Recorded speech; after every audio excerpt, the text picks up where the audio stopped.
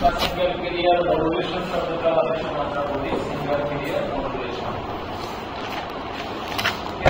Modulation that means এখানে একটা career frequency শুধুমাত্র একটা সময় একটা ক্যারিয়ার ফ্রিকোয়েন্সি ট্রান্সমিট করা হয় একটা ক্যারিয়ার ফ্রিকোয়েন্সি।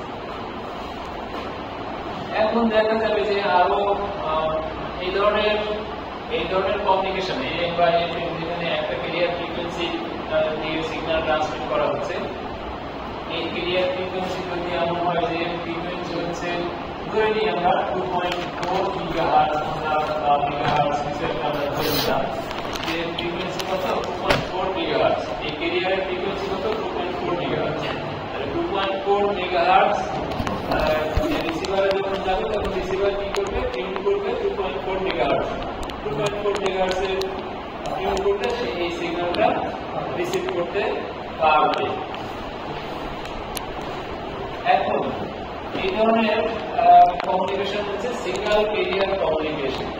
এই সিঙ্গেল ক্যারিয়ার কমিউনিকেশনের মধ্যে আমাদের একসাথে আমরা কি পরিমাণ ডেটা ট্রান্সমিট করতে পারবো, এটা ভয়েস না হয়ে যদি আমরা ধরে নিই যে আমরা ডেটার দিকে আসছি, আলটিমেটলি ভয়েস কমিউনিকেশনের জন্য খুব বেশি কিছু সমস্যা ছিল না মানুষের, কিন্তু সমস্যা আসলো কখন, যখন এটাকে ডেটা কমিউনিকেশনের কথা আমরা বলতে থাকলাম।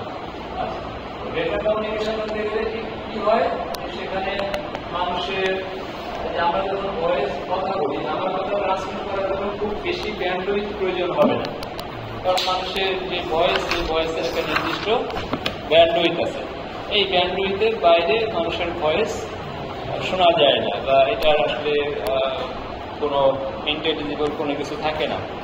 সেটা হচ্ছে কত, আমরা বলি একজন ভয়েস হচ্ছে 20, হাইস্ট হচ্ছে 20,000 থেকে 20,000, এই হচ্ছে একটা।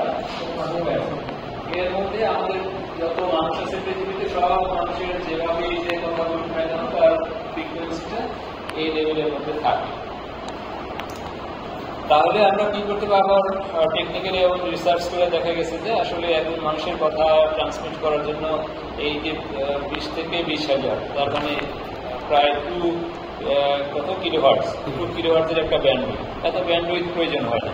কত ব্যান্ডউইথ লাগে, 4 কিলোহার্টজ বা এরকম একটা ব্যান্ডউইথ যদি দেওয়া হয়, তাহলেই মানুষের কথার মধ্যে যত ধরনের মানে এক্সপ্রেশন আছে বা টোন আছে, সমস্ত টোনগুলোকে এগিয়ে করা যায় 4 কিলোহার্টজের একটা ব্যান্ডউইথ ব্যবহার করে।